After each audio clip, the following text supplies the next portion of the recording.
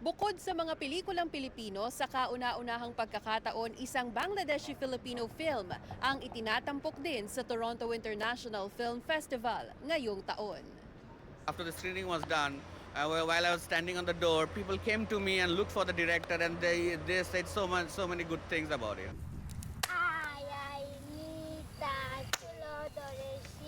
Kabilang ang Ali sa TIFF Shortcuts Program 4 na unang ipinalabas sa festival noong linggo September 7.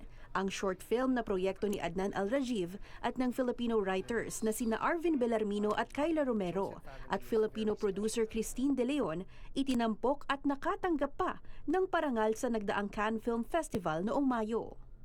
We decided and tried to create a company named Catalog, which talks about all our South Asian filmmakers. Being selected at Cannes and also in the main official competition, I was blown away first of all, and then being there and just it was like the 10 days of my life, which I totally was in my dreams. It felt like dreamy. Umiikot ang pelikula sa kwento ng isang lalaking teenager mula sa isang bayan sa Bangladesh na nahaharap sa hamon kung paano mailalabas ang tunay niyang tinig. I wanted to create poetry.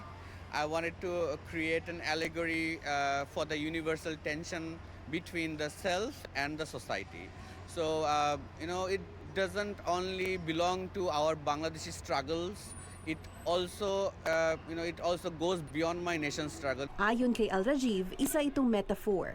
Nais daw niyang maging instrumento ang pelikula para sa mga manonood na posibleng dumadaan din sa pagsubok ng pagkilala at pagtanggap sa kanilang mga sarili. When they watch it, they can feel the tone of it because it talks about resilience. It talks about identity. It talks about the generational silence we have in our families. Maaari pang mapanood ang pelikulang Ali sa huling screening nito sa Biyernes, September 12 sa Scotiabank Theatre. Pagkatapos sa TIFF, ilan pang film festivals ang nakatakdang lahukan ng short film. Ola Saraza, Omni News, Toronto.